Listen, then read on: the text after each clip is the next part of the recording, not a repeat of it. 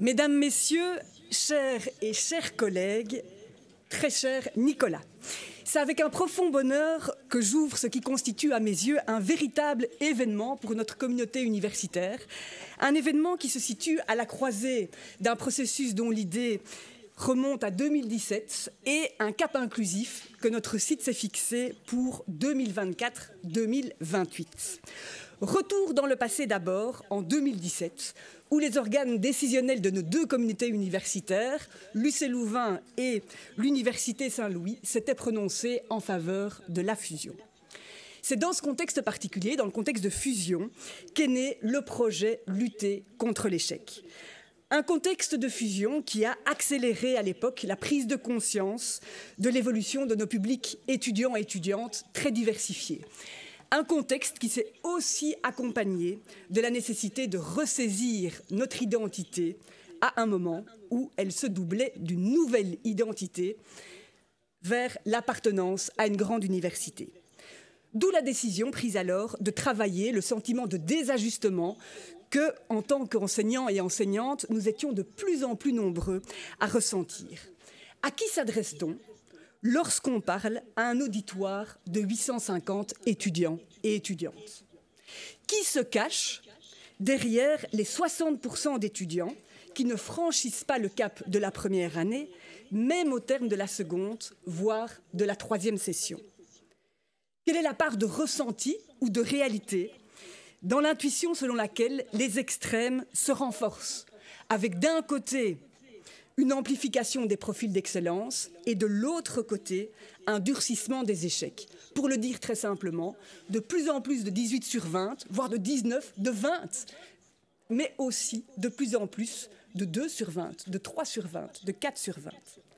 Et quid de cette impression selon laquelle les parcours d'échecs et de réussite tendent à se cristalliser de façon interpellante autour de la distinction entre les étudiants qui empruntent les filières unilingues d'une part et celles et ceux qui optent pour les filières plurilingues qu'organisent nos facultés. Toutes ces questions, notre université a fait le pari de les prendre à bras-le-corps en acceptant de financer sur fonds propres un projet venu de la base et dessiné dès le départ par Nicolas Marquis sous la forme d'une recherche-action. Objectif, réinterroger nos manières de faire à l'aune d'une compréhension affinée de nos publics étudiants, c'est le volet recherche. Pour, in fine, repenser nos dispositifs d'aide à la réussite de manière collective, ça c'est le volet action. Ce projet, c'est un pari, disais-je. Oui, c'est un pari. C'est un pari parce que c'est celui de permettre à l'université de renouer avec sa temporalité longue, sans résultat ni bénéfice immédiat. C'est un pari aussi parce qu'il s'agissait de faire confiance à un chercheur prometteur, Nicolas Marquis, qui, à l'époque, n'avait pas encore décroché les plus prestigieuses bourses de recherche que depuis lors il collectionne. Pierre, toi qui, en tant que recteur, as pris le risque de nous suivre quand, depuis la présidence du corps académique, je t'ai à l'époque invité à soutenir ce projet, permets-moi de considérer dès ce jour que c'est un pari gagnant. L'actualité récente autour du décret paysage nous en offre la plus belle preuve. Grâce aux résultats du projet Lutter contre l'échec, on sait désormais que les étudiants et étudiantes qui ne visent pas d'emblée la réussite à 60 crédits partent avec un biais qui les dessert. Grâce aux résultats du projet Lutter contre l'échec, on sait aussi que favoriser une égalité réelle dans les cadres de ces 60 crédits impose nécessairement de repenser l'accompagnement de nos étudiantes et étudiants en fonction de caractéristiques spécifiques mises en lumière par les résultats du projet Lutter contre l'échec. Traduire les enseignements du projet Lutter contre l'échec en dispositif d'aide à la réussite revisité à l'Eurone, telle est précisément l'une des pièces maîtresses du cap inclusif qu'en ma qualité de vice-rectrice élue, j'impulserai dès septembre à l'échelle de notre site. Focus donc à présent sur le futur. Avec d'entrée de jeu la question de savoir ce qu'est une université inclusive. C'est quoi inclure à l'université? C'est quoi faire université en 2024? Et au fond, de quelle inclusion parle-t-on? De manière trop ramassée, je vous dirai seulement ici que inclure à l'université, ce n'est pas seulement, à mes yeux, ouvrir grandes les portes de l'université et faire en sorte que chacun et chacune se sente chez soi dans une atmosphère collective porteuse.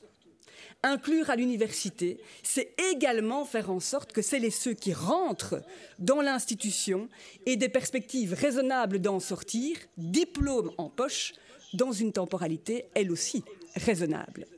Et la question rebondit alors. Comment rechercher l'excellence par la diversité? Mais pour l'heure, laissons de côté ces questions fondamentales pour replonger dans le concret du terrain. So what? Je suis enseignante en première année. Je suis doyen de faculté, je suis vice-rectrice de site, je suis assistante engagée sur la base de fonds publics pour doper l'aide à la réussite. Que dois-je retenir des résultats lutter contre l'échec?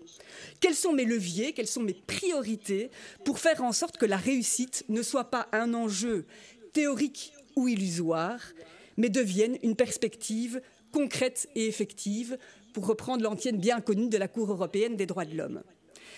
Le premier pas est sans doute d'accepter que le processus de réforme sera long et ne se fera pas en un jour. Le premier pas, c'est sans doute d'accepter de le phaser, de l'évaluer, de le rectifier. Commençons par regarder en face ce qui marche, mais aussi ce qui ne marche pas.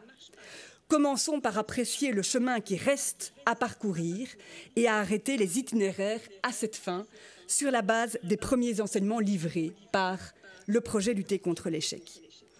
Nicolas, ces enseignements et recommandations, à toi la primeur de nous les livrer, mais avant cela, laisse-moi t'exprimer publiquement, au nom de notre institution universitaire, toute ma reconnaissance à l'égard de l'expertise exceptionnelle que tu mets au service de notre communauté universitaire et de nos étudiants et étudiantes en particulier. Laisse-moi aussi remercier, derrière toi et surtout avec toi, l'équipe de chercheuses dont je salue également l'excellence. Nicolas, aux collègues et amis, merci pour l'institution qui te doit beaucoup, mais merci aussi de ma part qui te doit énormément. Tu es sans doute un des boosters de sens le plus puissant que je connaisse, et avec toi, l'égalité inclusive 1 + 1 = 3 est une réalité au quotidien. Démarrer dans un cap inclusif avec un tel projet, c'est un cadeau de la communauté universitaire. La parole est à toi. Merci beaucoup, Isabelle. Bien. Que dire après cela? Je pense que je vais tout de suite commencer la présentation, mais en accompagnant bien évidemment le rebond des remerciements que tu me fais vers une équipe qui est absolument exceptionnelle. Si c'est moi aujourd'hui qui ai la parole, je veux dire toute ma reconnaissance à l'égard de Cynthia Dahl et à l'égard de Véronique de Graaf, qui ont été les chevilles ouvrières de cette recherche que je peux vous présenter aujourd'hui. Alors, cette recherche, eh bien, pourquoi la recherche lutter contre l'échec, repenser la relation pédagogique? Il me semble qu'une bonne façon de rentrer dans cette question, c'est pas par des aspects institutionnels, administratifs, etc., mais c'est directement dans le concret du terrain par 3 citations. La première, c'est celle de Belinda, une étudiante en droit qui nous dit ceci. « Je suis énormément stressée et en fait j'ai l'impression que ce que je fais, je ne sais pas si je le fais bien. Du coup, je ne sais pas si ça va servir à quelque chose d'étudier ça, en fait. Je me dis, je suis en train de faire ça, mais est-ce qu'au final, je fais des bonnes notes? Est-ce que ça a servi à quelque chose de les étudier? Et si, au final, ce n'est pas vraiment bon ?» Deuxième citation. Un assistant-chercheur qui nous décrit les personnes auxquelles il a affaire dans le cadre de ses travaux pratiques. Alors, nous dit-il, il y a les étudiants largués, dans le sens où ils viennent juste un peu au TP où il faut aller, ils sont un peu absents pendant 2 heures et se disent « Voilà, j'ai été au cours, c'est bien ». Ils n'interagissent pas, ne cherchent pas des solutions, ne se rendent pas compte qu'ils sont largués. Donc en fait, ils font comme en secondaire, ils font du présentiel, ils sont en classe en temps et en heure et se disent « J'ai fait mon job ». Dernière citation, celle d'un académique, un académique payé à l'heure, comme on dit dans notre jargon plus précisément, qui nous dit ceci. « Ma plus grande crainte, c'est la perte du sens du métier quand on est confronté à des taux d'échec très importants. Il y a cette quantité d'examens à corriger, 1 fois, 2 fois, 3 fois. Et au final, pourquoi? Pour avoir 40% de réussite à la fin. On se demande un peu pourquoi on fait tous ces efforts. Pourquoi est-ce qu'on enseigne? Pour qui? Qui dans le groupe va finalement y arriver? Alors ces 3 citations, elles sont tirées des 3 premiers rapports de la recherche Lutter contre l'échec, repenser la relation pédagogique. Ils sont là, ils sont tout chauds, il y a encore la chaleur de l'imprimante dessus. Sur les caractéristiques à l'entrée de nos publics étudiants, sur l'expérience qu'ils font de l'université, mais aussi sur la façon dont les enseignants et les enseignantes vivent la transformation de nos publics. On a donc une étudiante qui manifestement travaille, mais elle ne sait pas si son travail est de qualité. On a un assistant-chercheur qui s'interroge sur ces étudiants qui sont là et pas là en même temps. Et puis on a un académique qui nous dit finalement que ces taux d'échec et cette hétérogénéité du public risquent de miner définitivement le sens qu'il peut trouver à son travail. Il me semble qu'avec ces quelques éléments empiriques, on a en réalité là ce qui a nourri la problématique de la recherche lutter contre l'échec, comme Isabelle l'a rappelé. Cette problématique, on la connaît par cœur, on la répète tous les soirs, elle est formulée de la façon suivante, ça vaut la peine de vous la lire. Dans notre contexte qui est traversé par d'importantes évolutions, qui est marqué par une baisse des taux de réussite, par un sentiment de désajustement, ce mot est très important, qui est marqué aussi par une oscillation, une incertitude sur la façon dont on doit penser la relation entre étudiants et enseignants, eh bien dans ce contexte-là, il nous semble que notre vision de l'étudiant n'est plus suffisamment adaptée aux réalités et aux représentations du public. Nous devons la repenser, nous devons réexpliciter, nous devons remettre à plat les termes du contrat relativement informel en réalité que nous passons avec les étudiants. Alors, quelle méthodologie avons-nous suivi pour rencontrer cette problématique, vous vous en rendez compte, à la fois brûlante et massive ? Eh bien, je pense qu'on a fait ce qu'on peut faire de mieux, pas parce que c'est nous, mais parce que c'est ce que l'université peut offrir de mieux, c'est-à-dire une recherche au long cours. Dans le cadre de cette recherche, je me concentre ici sur le volet étudiant, puisqu'il y a un volet enseignant, comme on vous l'a dit tout à l'heure. Dans le cadre de cette recherche, nous avons suivi l'entièreté d'une cohorte étudiant pendant plus de 3 ans. Cette cohorte étudiant, 1248 personnes, elle est représentative de l'ensemble des étudiants primo-inscrits à l'Université Saint-Louis. Ces étudiants, on les a beaucoup embêtés pendant 3 ans et on leur doit beaucoup. On a amassé, grâce à eux, un matériau immense via 8 vagues de questionnaires, via 5 vagues d'entretiens. Ça nous fait des milliers de variables, ça nous fait des milliers d'extraits d'entretien, ça nous fait des dizaines de milliers d'observations. Mais surtout, la particularité de cette recherche, c'est que nous pouvons assurer sa représentativité non seulement à l'interne, mais on peut aussi la contrôler par rapport à ce qui se passe dans d'autres universités. On pourrait y revenir. Voilà pour une introduction trop rapide sur la façon dont nous avons mené cette recherche, mais évidemment, ce qui nous intéresse ici, c'est de vous livrer quelques-uns des principaux résultats. Alors, première question, mais qui sont les étudiants qui nous arrivent aujourd'hui à l'université ? Il y a quelques caractéristiques massives. La première d'entre elles, c'est que ce public, il est investi. C'est un public qui valorise le parcours à l'université et qui est certain d'avoir fait le bon choix en s'inscrivant à l'université. Vous voyez, puisque 9 étudiants sur 10, au moment de l'inscription, déclarent être totalement certains d'avoir fait le bon choix en s'inscrivant à l'université. Mais ce public, pour investi qu'il soit, est également un public qui sait qu'il est inégalement informé et inégalement préparé à l'entrée à l'université. Statistique intéressante, vous voyez que moins de 6 étudiants sur 10 déclarent avoir été correctement informés en ce qui concerne les possibilités d'études supérieures et leur fonctionnement avant leur inscription. Plus frappant encore, on n'a même pas la moitié des étudiants qui déclarent avoir été bien préparés de leur point de vue par les études en secondaire pour ce qui concerne leur parcours universitaire. À peu près 4 étudiants sur 10 sont d'accord avec cette affirmation. Donc un public investi, un public qui est inégalement préparé mais qui a envie de faire cette université. Et donc par conséquent, pourrait-on dire, c'est un public qui aura tendance à manifester une confiance en ses propres capacités pour quelque part dépasser les insuffisances éventuelles dont certains de ses membres se rendent compte. Concrètement, vous voyez ici cette statistique, on a posé la question aux étudiants, on leur a demandé « Est-ce que vous êtes d'accord avec l'affirmation suivante ? Pour peu que je fasse les efforts nécessaires, je suis tout à fait capable de réussir mon année. » Près de 80% d'étudiants sont d'accord avec cette affirmation, quand on sait qu'en réalité, il n'y en aura même pas 40% qui, à la fin, réussiront. Si on va au-delà de ces perceptions subjectives des étudiants, ce qu'on observe, et c'est ce sur quoi on a insisté dans le premier rapport, c'est que le public qui nous arrive aujourd'hui à l'université, ce n'est plus un public. C'est un ensemble de publics, c'est un public massifié qui est marqué par de profondes inégalités sur base d'une série de caractéristiques et de capitaux d'entrée. Dans le cadre de la recherche, on a pu construire 6 classes, 6 groupes, 6 profils d'étudiants dont la taille est à peu près égale dans nos auditoires relativement anonymes, sur base d'une série de caractéristiques assez classiques en réalité en sociologie, notamment en sociologie de l'éducation, le niveau d'instruction des parents, le score de position socio-économique, le nombre d'années que les étudiants ont doublé en secondaire, les points avec lesquels ils sortent de secondaire, le degré d'étayage du choix d'études, le nombre de démarches qu'ils ont réalisées en vue de leur inscription à l'université, et puis le sentiment d'efficacité personnelle, cette fameuse confiance en leurs propres capacités qu'ils ont. Eh bien, ce qu'on observe, c'est qu'on a en réalité 3 profils qui sont relativement faibles sur une série de ces différents éléments, et 3 profils qui sont plutôt favorisés. Les désavantagés, d'abord, on les a appelés comme ça parce qu'ils cumulent en réalité les désavantages sur la plupart des points ici. Mais vous remarquez que leur confiance en eux n'est pas différente de la moyenne. Okay.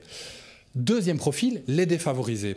Les défavorisés, eux, ont connu un parcours en secondaire qui est meilleur que celui des désavantagés, même un petit peu meilleur par rapport à la moyenne, mais ce sont ceux qui, du point de vue socio-économique et du point de vue des capitaux, je dirais, culturels, sont les plus défavorisés. Troisième profil à risque, les insécurisés. Alors là, on a affaire à des étudiants différents, c'est-à-dire qu'ils ont des capitaux.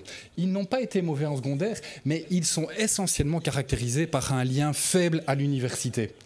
Ils ont très peu étayé leur choix d'études. Ils ont aussi un manque de sentiment d'efficacité personnelle qui les rend bien plus fragiles, comme on le verra plus tard. Ensuite, on a 3 profils qui sont plus favorisés, ceux qu'on a appelés les sous-performants favorisés. Ça fait un peu sous-doué par Sorbach, je vous le conçois, je vous le concède, mais vous allez comprendre pourquoi. Ces étudiants-là sont très dotés en capitaux, du point de vue de l'instruction des parents, du point de vue de la position socio-économique, etc. Mais ce sont parmi ceux qui ont été les moins performants en secondaire. Par rapport aux autres, ils ont tendance à bien plus venir du général, mais leurs points à la sortie des secondaires ont été de moindre ampleur ou de moindre importance. Ensuite, on a les performants confiants, qui, eux, ont été extrêmement performants en secondaire et accompagnent cette performance en secondaire d'un sentiment d'efficacité personnelle très élevé. Et je termine par les avantagés, qui, contrairement aux désavantagés, cumulent l'entièreté des avantages sur les catégories qui sont évoquées ici. Alors, ces catégories, on ne les a pas faites pour le plaisir. On les a faites parce qu'on se doute bien qu'évidemment, ça a des conséquences sur la probabilité de réussite. Ça a des conséquences extrêmement fortes.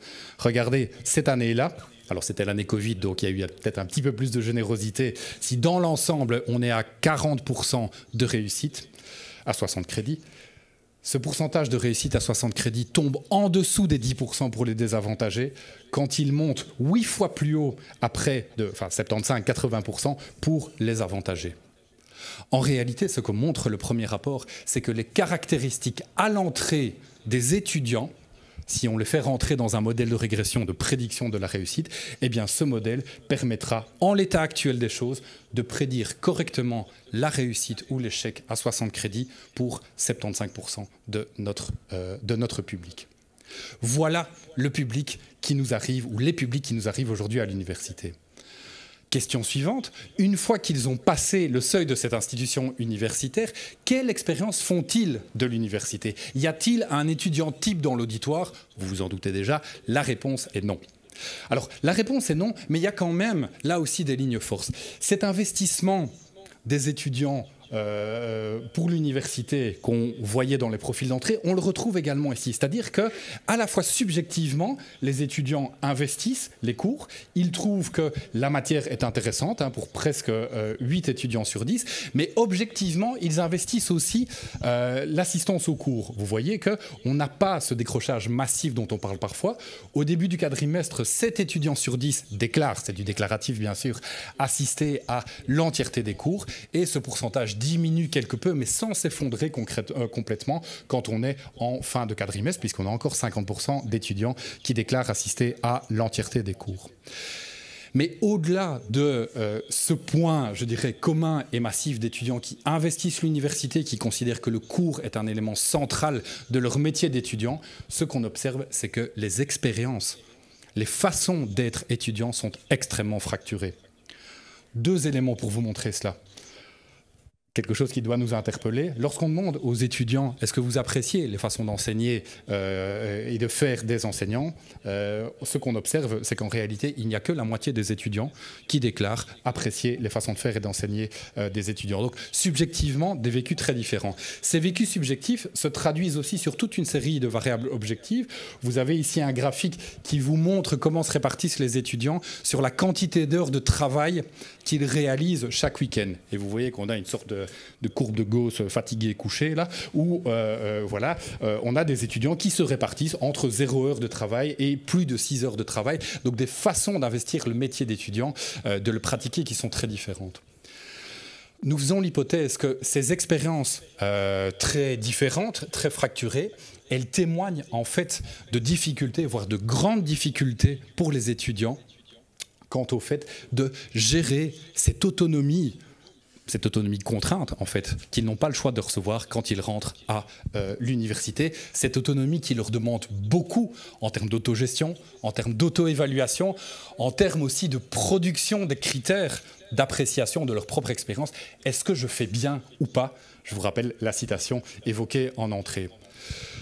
C'est également ce que Chloé, une étudiante en droit, nous explique ici. Elle nous dit, en fait, tout le monde n'arrête pas de dire « Ah, c'est des années de rêve, l'UNIF, parce que c'est le moment où tu as cours. » Mais c'est à toi de t'organiser, justement.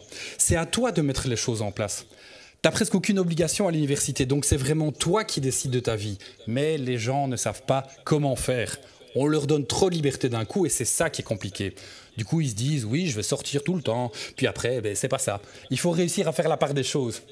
Mais, nous dit-elle, je ne parlerai pas comme ça si je n'avais pas eu l'année passée. Parce que Chloé a déjà eu effectivement une expérience dans le supérieur avant de s'inscrire à l'Université Saint-Louis. Alors Chloé est loin d'être un cas isolé. Elle nous raconte en fait ce parcours d'ajustement des étudiants lors du premier quadrimestre. À l'entame du premier quadrimestre, l'immense majorité des étudiants se déclarent enthousiastes par rapport à l'autonomie. Plus de 2 sur 3 sont enthousiastes par rapport à cette autonomie. Mais au terme du quadrimestre, lorsqu'on demande aux étudiants, tiens, si vous aviez la possibilité de remonter le temps, est-ce que vous changeriez totalement vos méthodes de travail? On a plus de presque 3 étudiants sur 4 qui disent, oui, je changerai totalement mes méthodes de travail. Et donc ça veut dire ici qu'il y a quelque chose qui est loupé à cet égard du point de vue de l'expérience du premier quadrimestre pour nombre d'étudiants, ou en tout cas un ajustement qui continue à être fait. Donc ce parcours du premier quadrimestre, c'est vraiment un passage de l'autre côté du miroir. C'est ce que le matériel qualitatif et quantitatif montre. Un passage de l'autre côté du miroir qui est habité par des questions pour les étudiants du style « Mais qu'est-ce que je dois faire? Qu'est-ce qu'on attend de moi en réalité? Et surtout, comment puis-je le faire? Comment puis-je savoir si ce que je fais, ça correspond à ce qui est attendu de moi ?» Et puis finalement, il y a ce qu'on attend de moi, mais moi, en tant qu'étudiant, que puis-je attendre des enseignants et de l'institution? Parce qu'effectivement, ce qu'on observe, c'est que les difficultés à gérer cette autonomie dont ils sont affublés et par rapport à laquelle ils n'ont pas le choix, eh bien tout ça génère, tout ça nourrit des attentes fortes de la part des étudiants, des attentes fortes et en tension à l'égard de l'institution et des corps enseignants.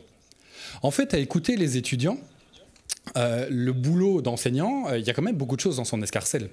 C'est-à-dire que l'enseignant, ça doit être à la fois un savant, quelqu'un d'impressionnant, quelqu'un qui est un expert dans son domaine, mais ça doit être aussi quelqu'un de proche. Ça doit être quelqu'un qui va manifester des traits de ce qu'on appellerait dans d'autres domaines un coach, qui accompagne, qui est empathique, qui prend en considération la situation d'apprenant des étudiants. Les cours. Mais les cours, si on veut que les étudiants y aillent, il faut que ça vaille la peine d'y aller. Il faut que ça soit une performance. Il faut qu'on en retire quelque chose qu'on n'aurait pas retiré si on n'était pas allé au cours. D'accord? Donc ça doit être utile. Mais en même temps, le cours doit être rassurant. C'est-à-dire qu'il doit être structuré, il doit être facile à suivre et il doit aussi être accompagné de syllabies ou de tout autre support de cours qui permettent en quelque sorte de ne rien pouvoir louper. Dernier exemple de ces attentes en tension. Vous voyez qu'à la fin du quadrimestre, et ce même avant d'avoir reçu leur point de la première session, on a plus d'un étudiant sur deux qui demande que les enseignants exercent plus de contraintes quant à la mise au travail des étudiants. 52% demandent à ce qu'on les oblige plus à travailler pendant l'année. Mais lorsqu'on creuse un petit peu cette demande de contrainte, qui, comme on va le voir, est assez généralisée, c'est une demande de contrainte particulière, parce que c'est une forme de contrainte qui ne doit pas, du point de vue des étudiants, être accompagnée de sanctions, mais qui peut tout au plus être inscrite dans une logique d'incentive, hein, donc de points à gagner, ce genre de choses. Donc on avait une première hétérogénéité sur les profils. Les étudiants sont différents, les étudiants qui nous arrivent sont différents. On a une deuxième hétérogénéité sur les façons de vivre l'expérience étudiant. Alors on pourrait se dire, mais c'est logique. L'hétérogénéité des profils va correspondre à l'hétérogénéité des façons de vivre le métier d'étudiant. Eh bien, en fait, pas du tout. Ou en tout cas, pas complètement. Ce qu'on observe, c'est que l'étudiant que vous êtes à l'entrée, ça ne détermine pas ou pas vraiment le type d'expérience que vous allez faire à l'université. Les expériences sont globalement peu ou pas liées au profil d'entrée. Quelques exemples par rapport à cela. Vous vous rappelez, on avait vu qu'à peu près la moitié des étudiants déclaraient apprécier les manières de faire des enseignants. Eh bien, en fait, ce qu'on observe en fonction des différentes catégories et des différents profils d'étudiants, c'est que, mis à part les insécurisés, ces personnes très peu affiliées à l'UNIF, qui ne savent pas forcément pourquoi elles sont là et qui ont ces difficultés en termes de sentiment d'efficacité personnelle, mais pour les autres, on reste dans les mêmes proportions. Donc il y a une hétérogénéité interne à chaque catégorie. Autre exemple, c'est que cette demande de contrainte, là, on avait vu que plus d'un étudiant sur deux demandait à être plus contraint à la mise au travail. Eh bien, de nouveau, ce qu'on observe, c'est qu'il n'y a pas une catégorie qui va prioritairement valoriser cette demande de contrainte par rapport aux autres. Alors, de cet éclatement, on peut en tirer deux conclusions. Il y en a une qui est positive, il y a l'autre qui est plus problématique. La conclusion positive, c'est que les étudiants moins favorisés, manifestement, ne se sentent pas moins affiliés ou moins accueillis à l'université que les autres. C'est-à-dire qu'ils ont le même degré d'affinité à l'égard de l'enseignement universitaire, ils ont le même degré d'affinité à l'égard de l'atmosphère universitaire. Donc, le fonctionnement de l'université n'est pas d'emblée excluant du point de vue de l'expérience étudiante. C'est une très bonne chose. Par contre, et là pour nous c'est un problème évidemment, cela montre que les étudiants n'agissent pas différemment en fonction de leur profil d'entrée. Ils n'agissent pas différemment en fonction de leurs forces et de leurs faiblesses. Je voudrais juste vous donner un exemple par rapport à ça. Quand on regarde qui mobilise les ressources institutionnelles d'aide à la réussite, qui parmi les étudiants va chercher de l'aide auprès des services dédiés, on voit que 3 étudiants sur 10 à peu près ont fait appel aux services d'orientation et d'aide à la réussite. Mais de façon générale, en fait, il n'y a pas de différence du point de vue des profils en termes de proportion dans cette mobilisation. C'est-à-dire que les publics les plus défavorisés ne vont pas prioritairement aller chercher, en tout cas certainement pas plus que les autres, voire même éventuellement moins que les autres, les ressources qui sont mises à leur disposition. Dernier point important, parce qu'il en a été question dans l'actualité, on sait très bien que les étudiants vivent dans un contexte qui n'est pas forcément similaire à celui d'autres étudiants. Il y a certains étudiants qui, du point de vue de leurs conditions de vie, ont des contraintes que d'autres n'ont pas. Par exemple, le fait de devoir s'occuper d'un proche. Par exemple, le fait de devoir financer ses études par un job étudiant. Donc ce qu'on observe, c'est que 40% des étudiants déclarent, en première année, déclarent travailler ou penser travailler pendant le quadrimestre.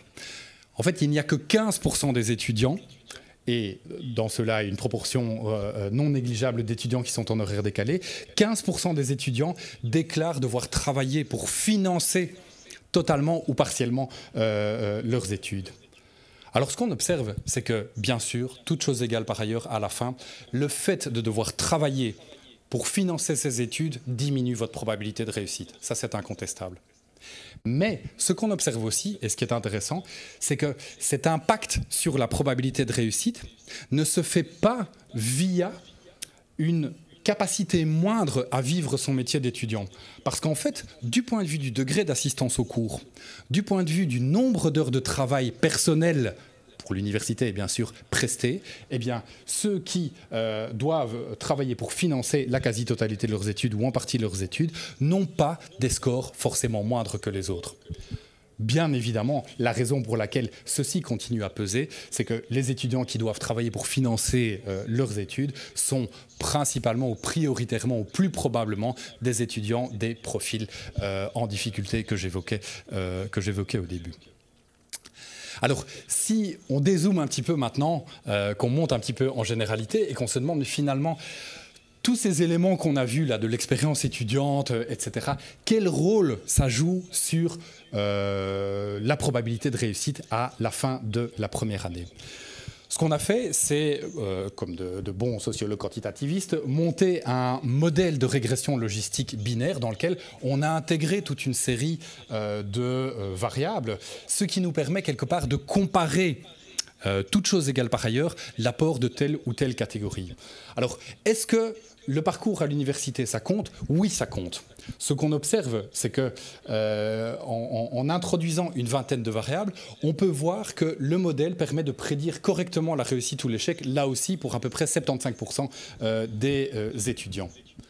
Maintenant, quand on regarde un petit peu dans le détail de ce graphique, ce qu'on observe, c'est qu'en réalité, il n'y a pas vraiment de variables extrêmement déterminantes sur l'expérience étudiante qui nous permettent de prédire la réussite. En fait, il y en a quand même deux qui sortent un petit peu du lot. La première, c'est celle qu'Isabelle a évoquée, c'est le but que les étudiants se fixent à l'entame de leur parcours, à l'entame de leur première année académique. Ce qu'on voit, c'est que les étudiants qui ne se fixent pas 60 crédits comme but ont beaucoup moins de chances, toutes choses égales par ailleurs, de réussir que les autres. Ce qu'on voit aussi, c'est que ce n'est pas tellement le fait de penser que ce but des 60 crédits est accessible ou pas. En fait, même si vous vous fixez 60 crédits et que vous pensez que ce but ne vous est pas accessible, vous avez encore 5 fois plus de chances de réussir que de ne pas réussir par rapport aux personnes qui ne se fixent pas 60 crédits comme but. Par ailleurs, ce qu'on observe, c'est que le fait de ne pas se fixer 60 crédits, mais plutôt 45 crédits, alors forcément, on va dire, diminue la probabilité d'obtenir 60 crédits, mais n'augmente pas pour autant la probabilité d'obtenir les 45 crédits. Deuxième variable qui sort du lot, c'est le nombre d'heures de travail que les étudiants disent prester le week-end, travail pour l'université, en fin de quadrimestre.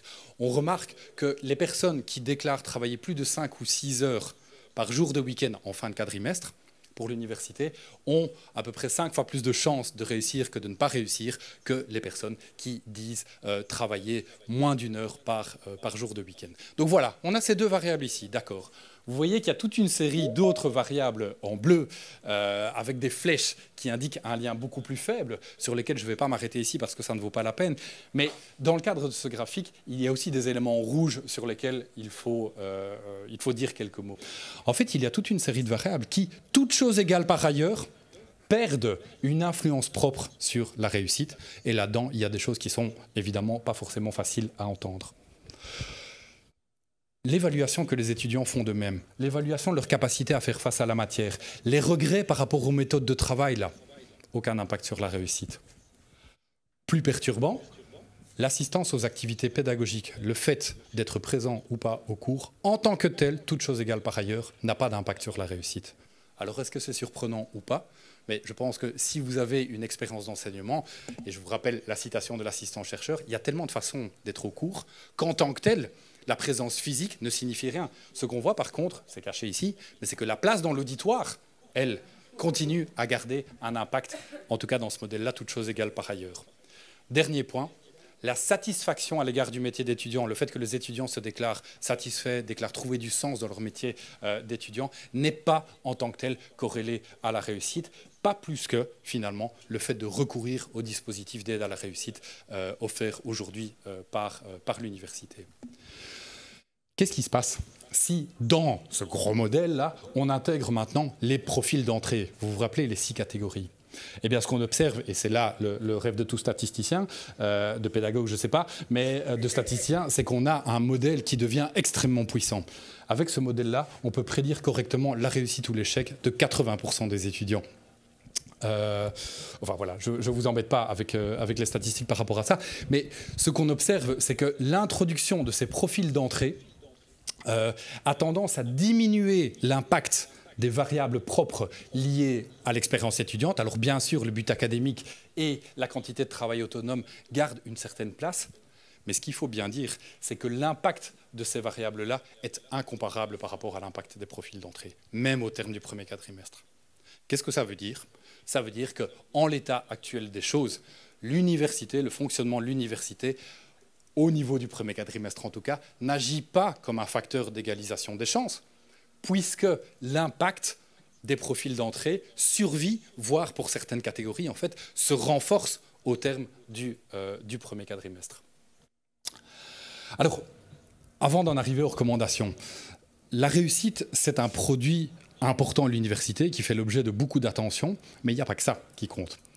La satisfaction que les étudiants, le sens que les étudiants trouvent dans leur métier d'étudiant, ça compte également.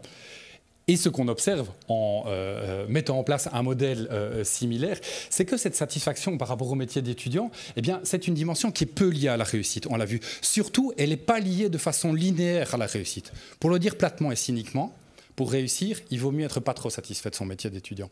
Il vaut mieux être pas trop à l'aise dans la relation pédagogique, il vaut mieux pas trop penser qu'on a complètement compris les consignes. Cette relation, elle n'est pas linéaire.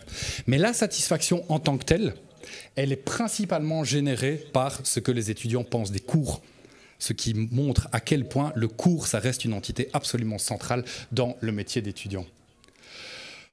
La conclusion ici, elle est un peu tragique en fait.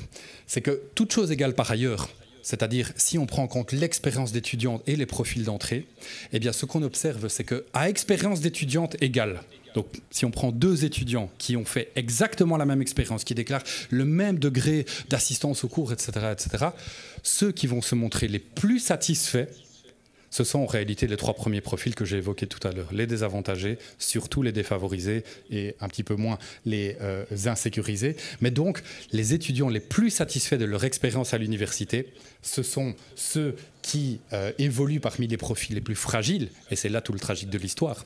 C'est que le fait d'évoluer parmi les profils les plus fragiles les fait apprécier l'université, mais diminue également, comme on l'a vu, leurs chances de réussite. Alors, j'en termine, bien évidemment, avec toute une série de questions sur comment faire maintenant. Ces recommandations, je ne fais que les évoquer. Elles sont détaillées, bien évidemment, dans les différents rapports qui seront rendus disponibles aujourd'hui.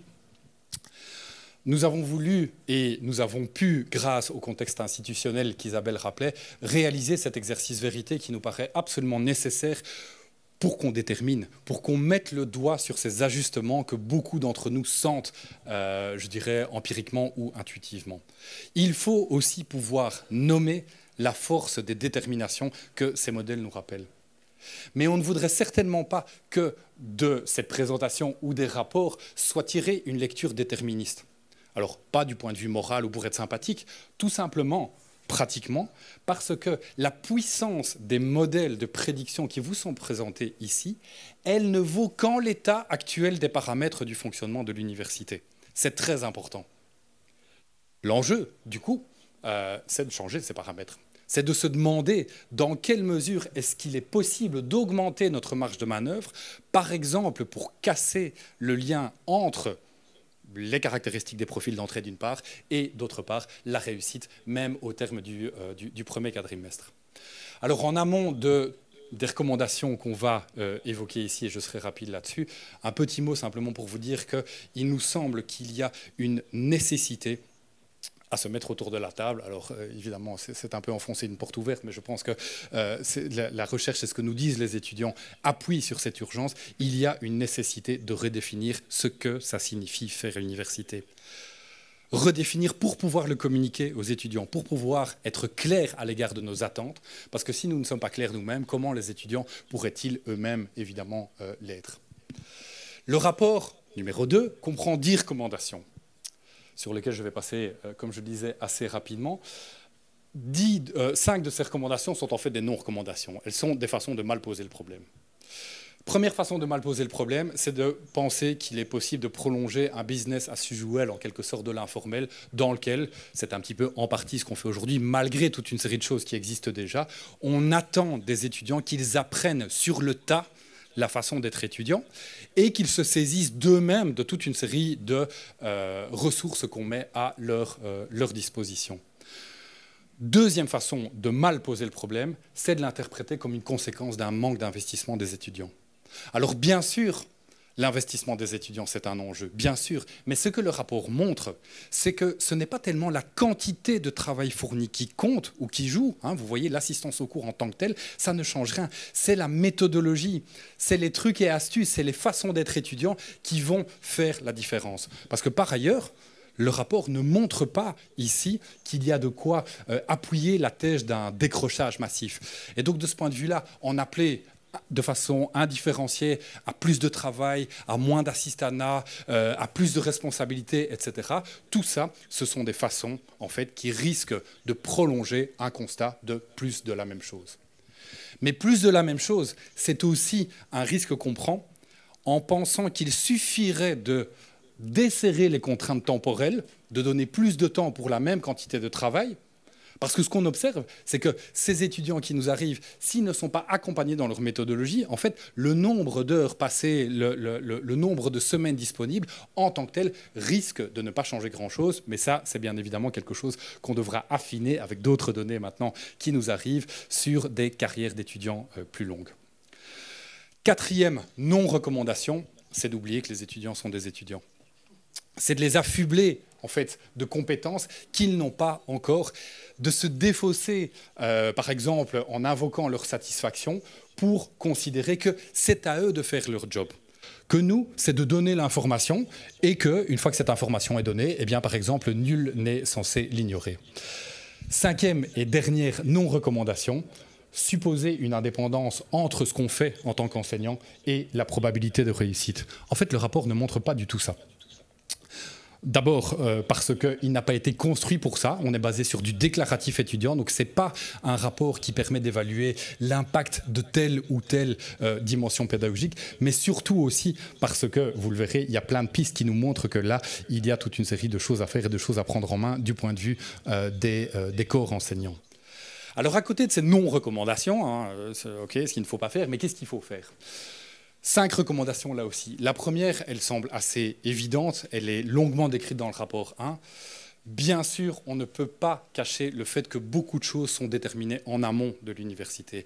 Et il nous faut travailler peut-être à la faveur du pacte d'excellence et de la réflexion autour du post-tronc commun. Il nous faut travailler en amont avec les acteurs et les actrices de l'enseignement obligatoire pour questionner les compétences avec lesquelles les personnes arrivent, mais même également pour questionner le niveau d'information des étudiants sur ce que ça implique le fait de faire l'université. Deuxième recommandation, c'est ce qu'on est en train de faire, et merci beaucoup d'être là pour ça, c'est d'informer les stakeholders sur l'hétérogénéité des publics pour éviter ces malentendus, ces formes de désajustement ou ces formes de déception aussi de la part des enseignants notamment.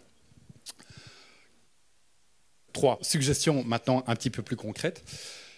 Il nous semble intéressant de réfléchir au fait de produire dès l'entame du premier quadrimestre des dispositifs de tests en fait, qui contraignent les étudiants à la réflexivité.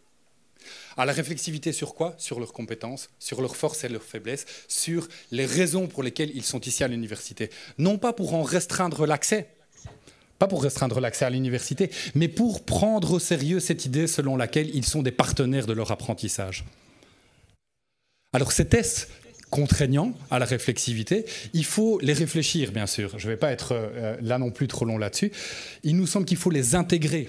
Il ne faut pas en faire quelque chose de périphérique qui, du point de vue des étudiants, serait relativement secondaire par rapport à ce qui, de leur point de vue, est important, ce qu'ils considèrent comme étant ce qu'on considère comme important, à savoir suivre les cours, etc. Non, en fait, ces dispositifs contraignants à la réflexivité, ils doivent être intégrés dans le cursus académique. Il faut leur attribuer un certain nombre de crédits parce que c'est à ce prix-là qu'ils auront du sens pour les étudiants.